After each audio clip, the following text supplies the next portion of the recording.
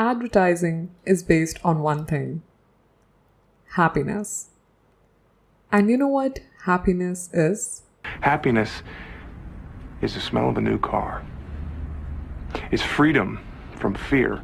It's a billboard on the side of the road that screams with reassurance that whatever you're doing, it's okay. You are okay. Lucky strike. It's toasted.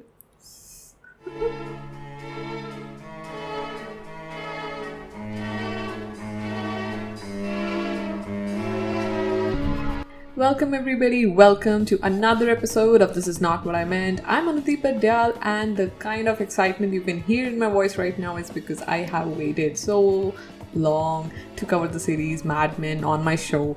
I have been racking my brain as to what should I put in it.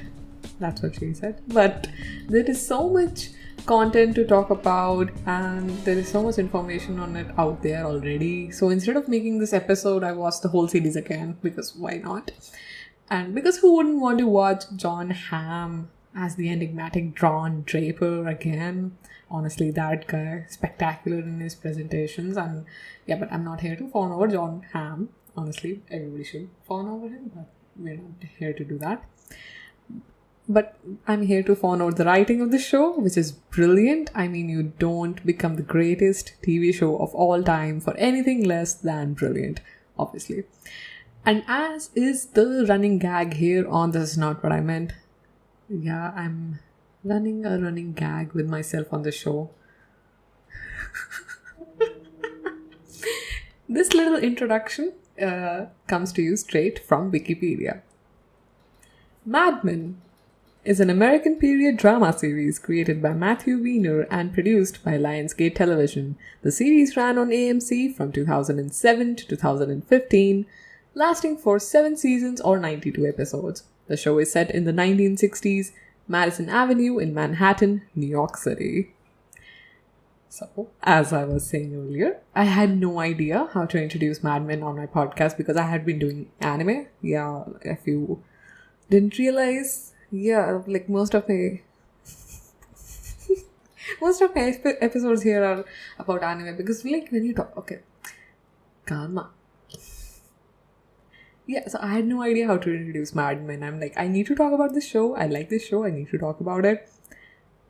Till I realized, wow, I have watched more than a couple of shows, which revolve around in the city of New York, and the city itself plays a big role in shaping the theme of the show, and that is why I'm going to do a series of sorts called Shows Based in New York.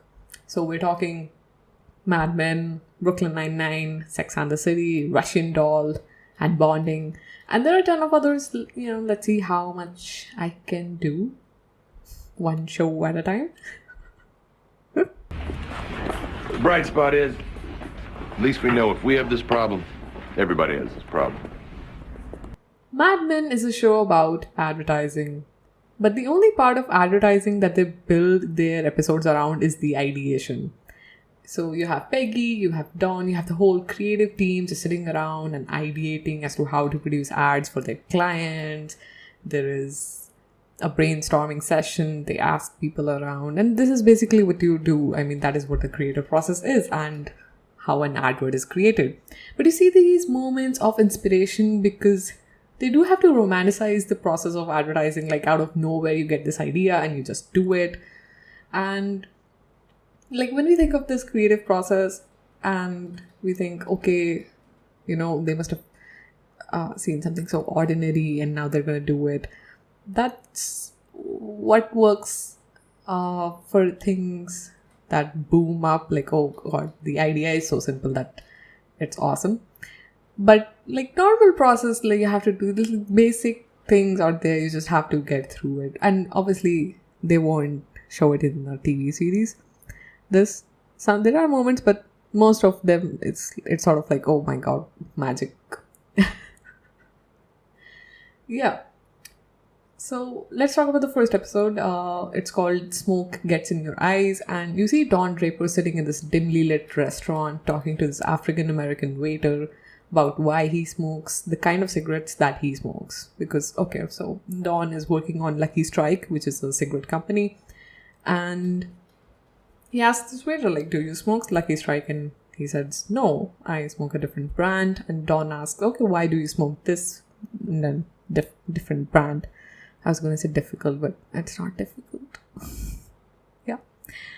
And the waiter says, I just smoke it because it's available and what they have been smoking since ages. And so Don says loyalty or brand loyalty in latest marketing terms, I assume. And the conflict present at the time is that a new research has been released linking cancer to smoking. Now, I said that the show is based in New York, and in 1960s to 1970s. They take a decade when they're presenting the show. Yeah. And I mean, this is where the show gets interesting. It's only the first episode. They're setting up the conflict, and it's not like this conflict is going to stay throughout the entire show, but the conflict is a timely scene because the research linking cancer to smoking, linking cancer to smoking or smoking to cancer. Like, okay, you smoke, you get cancer. Okay, so they're linking smoking to cancer. Grammar Nazis don't come at me for this one. But, yeah. Just linking smoking to cancer. And the idea is it's so new for them. You have to just consider that it's so new for them. Because for us, the idea of smoking causes cancer is now just ingrained in our brains. Like whenever we go to a movie hall, you have this advert of this guy who has chewed a lot of tobacco, who has smoked a lot of tobacco, and he's with this open sore on his mouth. Like, and the voiceover says, smoking causes cancer. Smoking kills. Drinking is injurious to health. And it's ingrained in our minds. It's ingrained in our minds that smoking causes cancer. And cigarette companies have to put it on their label that their product causes cancer, death, and this disgusting image of a tumor on somebody's mouth. Like, presently, all cigarette companies are in it together. So anybody buying cigarettes is aware of the harms that it causes. And it is an active choice to smoke despite the warning. But imagine you were a smoker in the 60s. You smoke because you like it. And other than a little cough and blood pressure spike, you actually think that it is harmless. So from a company's point of view, when a research comes out that your product can cause cancer and it's the first time you or anybody else is hearing it, it becomes a problem because now you got to rebrand your product in a way that people buy it without being afraid. And obviously you can't claim that it doesn't cause cancer because that is simply a lie. You have to live with the fact that your product is fatal and you have to rebrand it to sell it. So like if I throw in some of that food science degree into this, talking about Nestle's Maggie, they also had a similar problem back in, when I forgot, like 5-6 years back, I think. Yeah, and a research came out that their product has high amounts of lead, and there was also a mislabeling issue about the presence of MSG in it. So if I start talking about this, I will go into a deep dive, but TLDR, they had to recall all the batches, and this is for the product. This is for a product that has been selling for over 25 years, and for mainly for kids and families. They all eat instant noodles, and it has been selling for 25 years. Maggie has been selling for 25 years, and so you can think how fragile the brand image can be at any point of time.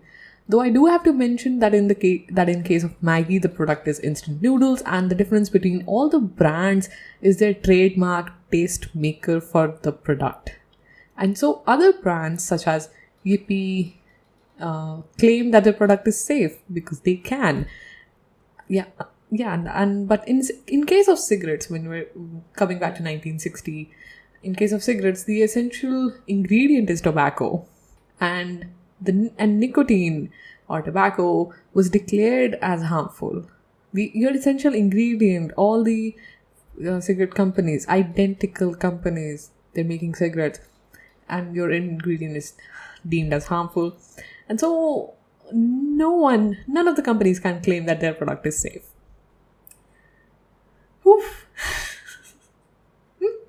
But as they say in the episode, people have been smoking since before Freud, which meant to say that before medical and consumer science came into play, people have been smoking. So it's not like they're going to stop it. Also, nicotine is a drug which is difficult to give up. So smokers are going to be there. They're going to be there. And the company's problem is not to sell cigarettes, but to sell their cigarettes.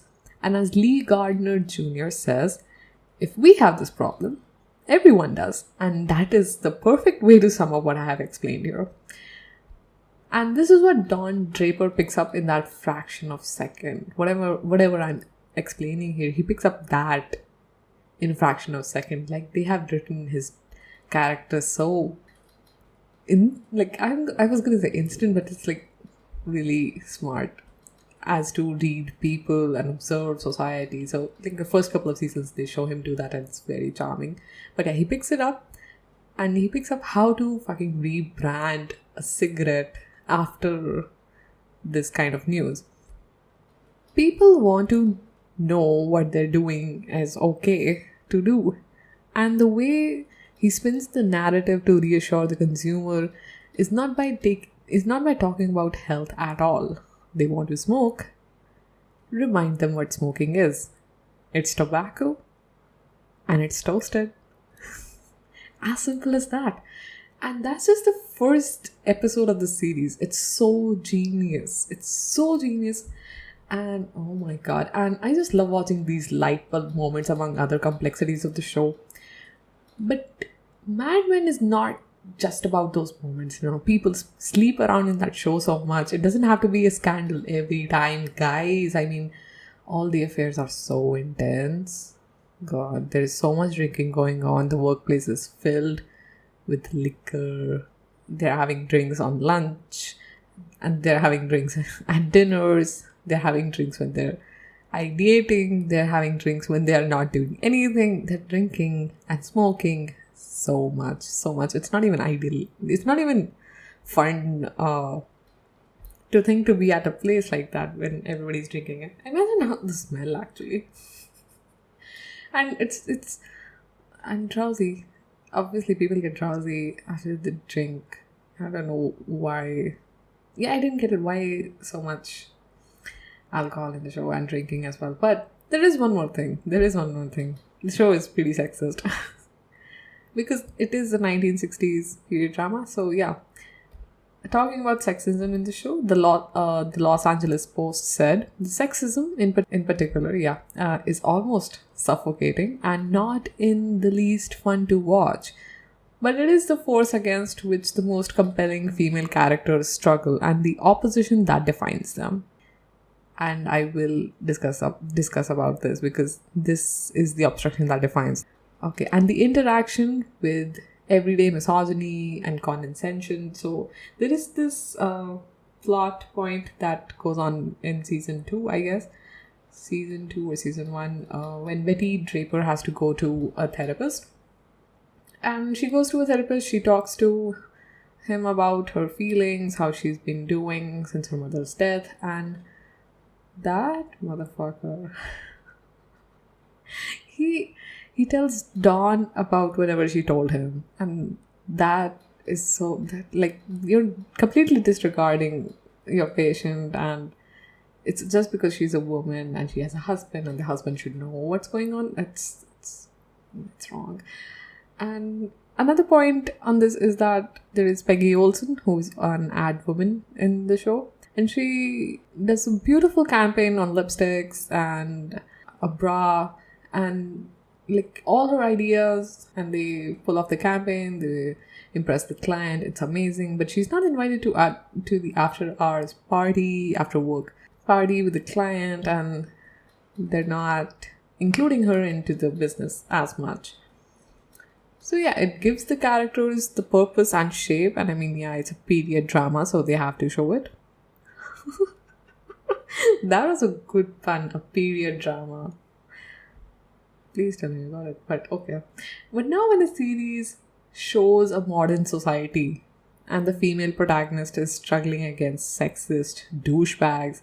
I'm like, why is it still happening? Even comedians go on talking about why it is difficult to be a woman, and my brain goes, it is a really sad thing to laugh about. Like, when you tell someone you're angry and they say that, is it that time of your month?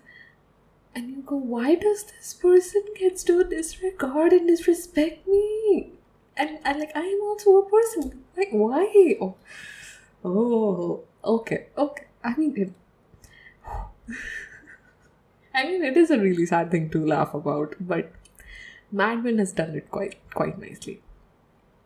Talking about the authenticity of the show and time, and art director George Lewis, who started his own ad agency in 1960, said, unlike the TV Mad Men, we worked full-time, we had exhausting, joyous days, we were pitching new business, we were creating new ideas, copying them up, storyboarding them, selling them, photographing them, and directing commercials.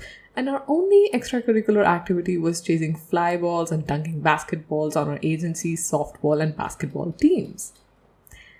Sure, there is a modicum present of the whole process involved, but it is very different from other workplace shows.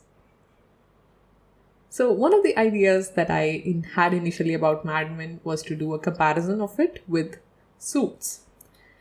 And as I said, we don't go through the whole process of advertising in Mad Men, and then you have Suits where they are solving new cases each episode and taking us through the steps. Same with shows like Lucifer, Brooklyn Nine-Nine, which are police department shows. All of them have a standing conflict that needs to be resolved by the end of the episode. What makes Mad Men different is that the conflicts are not based on advertising. It's not an issue. Like, if they don't get a client, they don't get a client, get a client. It's not based on advertising. And this one thing lends the writers of the show a huge creative space. You're not bound by showing advertising as your main theme. You are showing a creative space as to, you have to represent a time, you have to represent the people, you have to represent their opinions and culture at the time. So you have the space, and they add depth and intensity to each episode. Each episode of Mad Men is rife with writing, culture, and the time. They have truly captured the essence of 1960s New York and the climate, from Kennedy's assassination to the moon landing. You get to watch these historic events from a present point of view.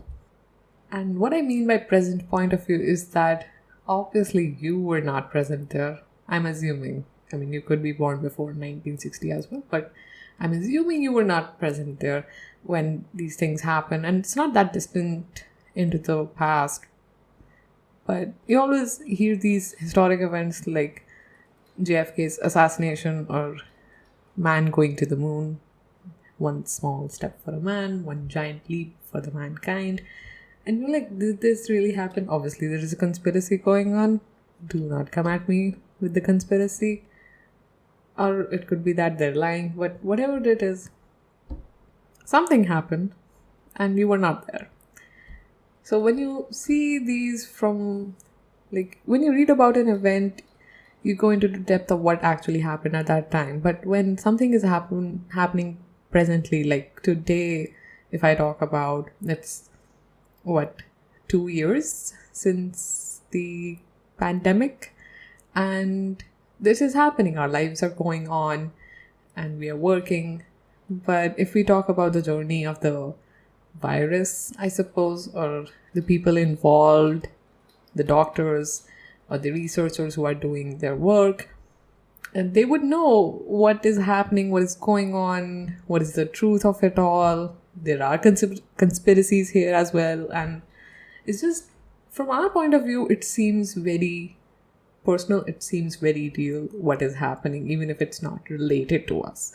So that's what I mean. Like, when you watch a show like Mad Men, where they have actually worked on the time period and understanding the culture and the events that were happening at that time, you see them from a present point of view as if you were there as well with them, because normal lives are going on any time of the day or history. So that was that. Okay. And so another thing, when you're watching a period drama, I personally find it as an exercise in reminding myself how far the technology has come, how far the culture has come. The writers make sure to present the time as though they're living in the future, the characters, and while it feels like, no, we have better technology than them. Like, you're not living in the future. Like, any character saying, okay, this is pretty modern and everything, but no, we think that we have better technology than them. And it looks so cute that they think typewriters are modern. So this is from the first, one of the scenes in the first episode. But yeah, but a few years ago, let's talk about that. But a few years ago, we didn't have, I would say, tenderless transaction, the money, the legal tender. We had to carry all the money, all the cash that we would need for somewhere with us. So talking about like my first year in college, I wasn't very well versed with online transactions. I mean, online transactions were commonplace, but I wasn't well versed with them. And I was a little skeptical of them as well. Like, I didn't use my card all that much. My mother gave me like $3,000 in cash, and for the whole first month, I used to save it. And cut to today, I don't carry cash with me on most occasions. Like, I pay my telephone bills. Can you pay my bills? Can you pay my... Okay, no real music. But you get the drift of what I'm saying. Now, cryptocurrency is gaining traction in daily life transactions as well. So my point is that we believe that what we have is the best. And yes, there is work in progress on technology, but when we look into the future, we don't consider ourselves as obsolete. And so do the characters in Mad Men. In the first episode of the series, Joan Holloway, played by gorgeous Christina Hendricks, who is the office head secretary, shows Peggy Olson to her desk, and we see her unraveling this typewriter, and she says, they made it accessible for women, so don't be overwhelmed by technology. And this one dialogue lets you in on a lot. First is, as what I said earlier about technology, they are in 1960. So it is modern for them. And second is the normalization of sexism. And for a period drama set in the 60s, it is appropriate, as I have said before, yeah. And I love how the writers have made something this distasteful digestible to watch. And like, my favorite character in the series, Roger Sterling. Like, earlier it was Don Draper, but then I'm like, that he's a douchebag. He doesn't have any redeemable qualities about him. But Roger Sterling, right? Still a douchebag, but very hard. Like, okay, I'll talk about that. Yeah, so Roger Sterling has some of the most sexist dialogues apart from Harry Crane. When God closes a door, he opens a dress. John Slattery is amazing as Roger Sterling. Roger is straight out of an Oscar Wilde novel. Like, he has his own flaws, major ones too, but the charm, the manners, his entire way is so classic and rich. He got the company from his father. He didn't have to work a day in his life to get the status that he has. But he's an account man, and the way he deals with the clients is something of an art to watch, considering it was the 60s, right? Because he makes people comfortable with him. He manipulates the conversations to his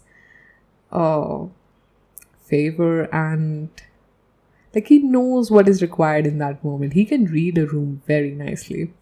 And whenever he's on the screen, it is not a dull moment to watch, because he makes the conversation so interesting, so philosophical, and quick. Like, he has epic one-liners, and that's all he has to say. I mean, all the characters on the show are beautifully written. The dialogues are heavy with judgment and their opinions. But when it comes to Roger, it's as if he is the society. The way Slattery delivers dialogues with such finality, it just shows the clarity of thought that Roger Sterling has about anything. He doesn't shy away from being vulnerable when required. He wants to deal with his feelings, but at the same time, he is an adulterer. He cheats on his wife. He comes on to Joan and acts like she's the only one he needs. He is immoral. He doesn't respect his relationships. And as I said, he reminds me of Oscar Wilde's writing, specifically Lord Henry Wotton from The Picture of Dorian Gray. So a little bit about Lord Henry. Lord Henry is sort of this uncle to Dorian Gray, one of those people who grasp their nephews into their schemes, basically grooming them according to their ideals. I'm not talking about that grooming. Don't think about that kind of grooming. And what I'm saying is that he just teaches him his principles about society and about living in general. अच्छा हमारे यहाँ ऐसा होता है. This is how you're supposed to live. And he gives him tips, tricks, how to be with women. And now the whole theme of Dorian Gray is being obsessed by youth. That is what the book is about. Being obsessed by youth and beauty. And it is a hauntingly beautiful book. Read it. Of course, read it. So, obsessed by youth, Dorian is told by Lord Henry that there is nothing in marriage. People are basically fooling each other all the time. And since it is an Oscar Wilde novel, the dialogues are makhan baat kar di jaise oh ho. I mean they're elegant, and Lord Henry tells Dorian all of this, and Dorian follows his advice to the T. But guess what happens? He turns into a douchebag. I mean, this comparison is almost too easy to draw. I mean, Roger is exactly like Lord Henry, but a 1960s New York admin, of course. And in the same way, he was the one to recruit Don, and while obviously Don has his demons, so many demons, we'll get to that, Roger did teach him his ways and influenced him a lot. But when Don fucks up bad, Roger shows him his support to him, but from a professional point of view. I mean, they are friends, but they're not that kind of friends. Or maybe not friends at all. Don doesn't think of him as his friend. He knows Roger's transgressions, but he doesn't respect him enough to call him his friends. He has this aversion towards him. Even when he invites him to a dinner to his house, and Betty is there, all three of them are having dinner, and he just has this aversion to him. He has been working with this guy since a long time, and they discuss deep stuff as well, but he's not comfortable around him at all. But on the other hand, I think Roger thinks of Don as his friend, but that's only because I think the difference between these two characters is that Roger thinks more from his heart, and I guess Don doesn't believe in his. Oh, that was beautiful. And now I come to the concept of this episode. 30 minutes into the recording, now I come into the concept of this episode, which is friendship and absentia. Absentia means in the absence of the person involved, and Don has that with people. Sometimes he's absent from his relationships, sometimes people are absent from his relationships. He calls Peggy Olson when he's arrested and he needs to be discreet, and she bails him out, takes his mistress to her home and takes care of her all the while being smart as to not share it with other people. And this bond based on discretion is what takes their relationship forward. They're absently present for each other. Now, Don Draper doesn't have any male friends. As I said, not Roger or any guys that he calls his friend. And I don't say that to sound sexist, but it is a saying that male friendships are strong. They are strong bonds, and bros before hoes. But I think it's only hoes for Don. It's only hoes for Don. And at this point just stood out for me. Like, his relationships with women throughout the show is based on a formula, or his mysterious tragic personality. Like, he confides in them, sleeps with them, wants women to listen to him, and he fills that absence of a good friendship in his life with women and sex. And as you're watching the show, you'd think he loves every one of them in that moment because they offer respite and listen to his woes. He feels closer to her, he's open to her, he's truthful to her, and she is the only person who truly knows him till the next one comes along. It was insightful to watch this because when you talk to someone new and you feel like, wow, it's so comfortable to just tell them stuff, it's only because there is a lack of familiarity that makes you able to speak without judgment. But once you do that, once you actually open up, once you actually tell them stuff, you gain familiarity, they know you, and then you lose the premise. And another factor is attraction. Like, you'd subconsciously do anything to find that common ground, or in a more everyday sense, make yourself stand out so they remember you. The more you're listened to, the more you think that you're attractive, and it's vanity 101. But with the premise lost, there's someone like an attraction melts away like ice into water. At the end, new one becomes everyone. But when it comes to friends, you're not attracted to your friends enough to make that subconscious effort to find a common ground. They just became your friends out of nowhere. And there is familiarity, there is presence of a judgment, but that's only because they know what your standard should be. So his experience with friendship, like Don's experience with friendship, is him telling a stranger in his bed that she is the only one who knows him. And whatever he shares, as I said, once you share, you lose that premise. And whatever he shares, it's lost. It's lost, and then he finds a new woman. Like, these strings, this string of these women in his life who listen to him together could have been just that one friend. They could have been just one person in the show, like someone who is active in his life but is independent of his actions and emotions.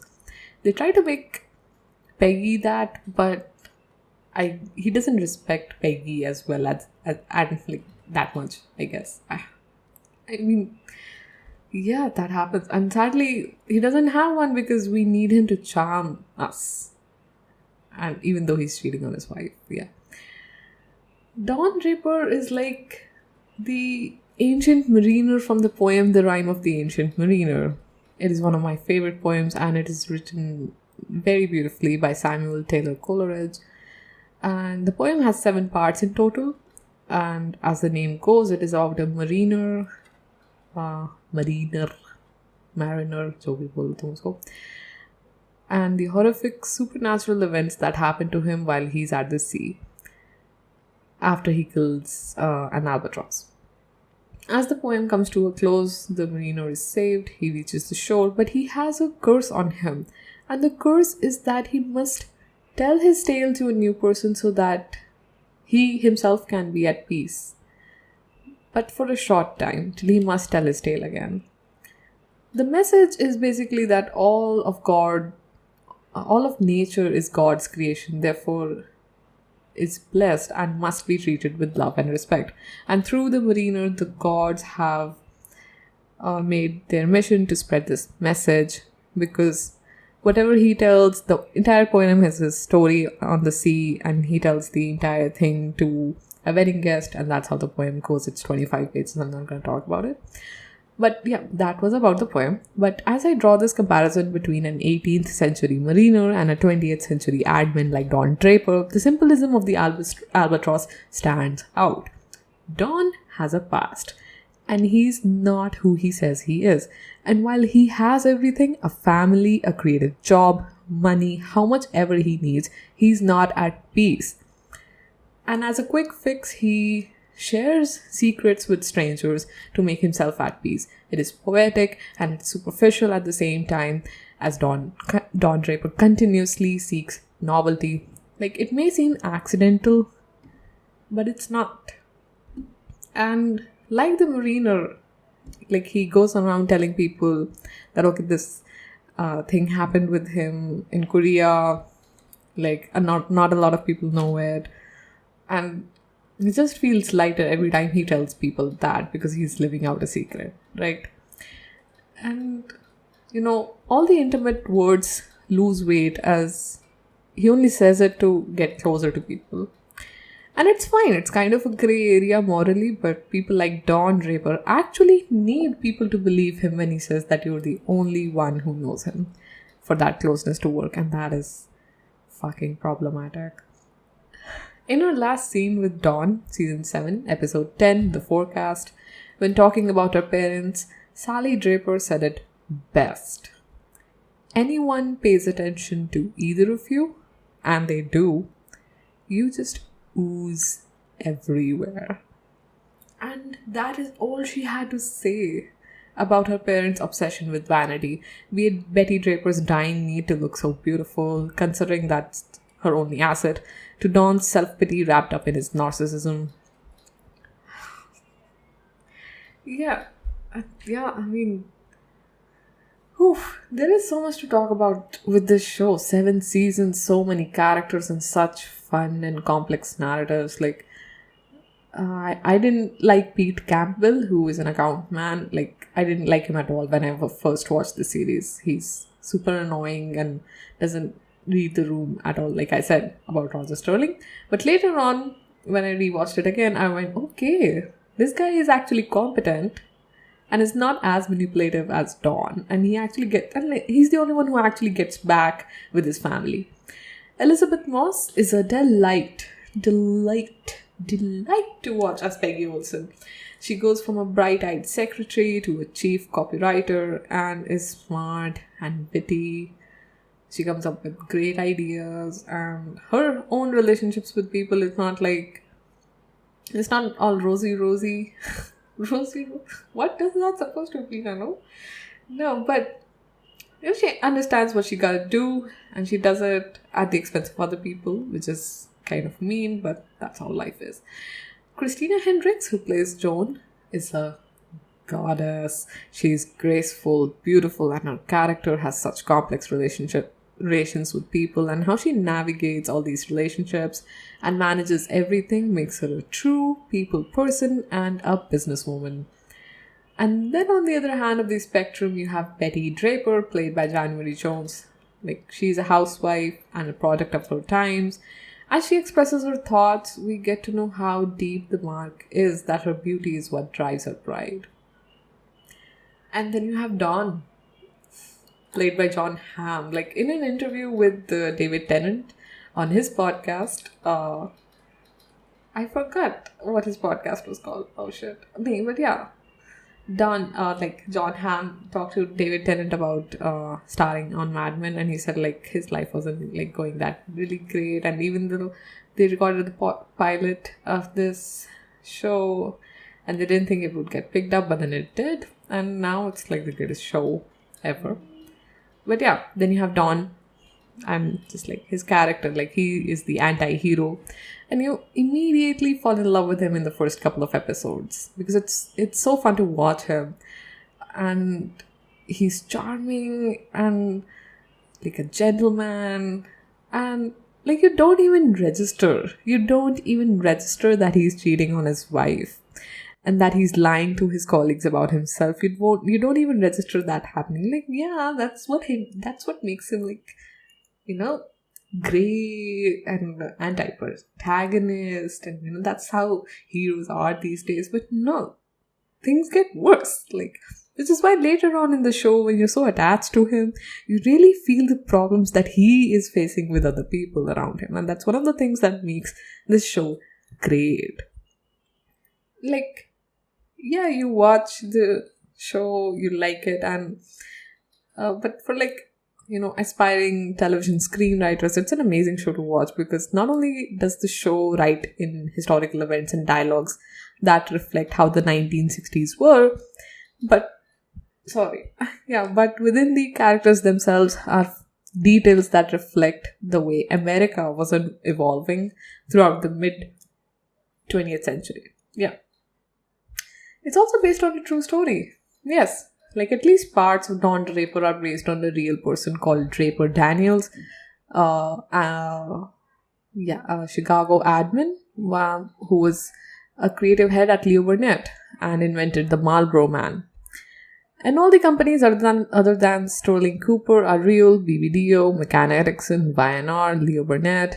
The showrunner Matthew Weiner and his crew did extensive research on the time to make it as authentic as possible.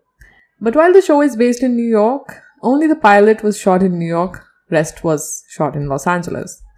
It is a great show. I mean, there is so much going on in it. It is super interesting. The cast is amazing. I mean, you can watch Mad Men again and again because of the feel of the 1960s and just being mesmerized by the time. Yeah. Let me take a deep breath. Right. Oof. Yeah, that was one take. Imagine that. Let's see how it goes. But yeah, I think that is a good place to wrap it up for this episode of This Is Not What I Meant. And I mean, I keep saying that there is so much to talk about with this show. There is no definite point to close this discourse, but it is what it is. If you have more points to share about the writing and timelines, I'm up for a discussion. Write to me at tinwimpod, that is TINWIMPOD @gmail.com, or hit me up on Instagram or Twitter. Like, let me know any thoughts that I stirred in you after after listening to this episode. I should move on to YouTube, but who has the time to record a video, right? Yeah, but hit me up with any thoughts that you have about this episode, or at least tell me that you made it here. I mean, it was a long one, but I am happy. I enjoyed it a lot, and I enjoy watching Mad Men a lot as well. Yeah, can you tell? Yeah, so I'll make more episodes, obviously. Yeah, and I do think that the kind of episodes that I'm making, that I have in pipeline right now, are more concept-based than breaking down characters or talking more about how they are. But it's more concept-based as to relate things. I think because the podcast is about subtext a lot, and it's also about, closing off the creative space in the sense that everything is inspired by everything, whether you don't have any direct relation to it. So I'm Anudhi Patel on This Is Not What I Meant, and thank you for listening.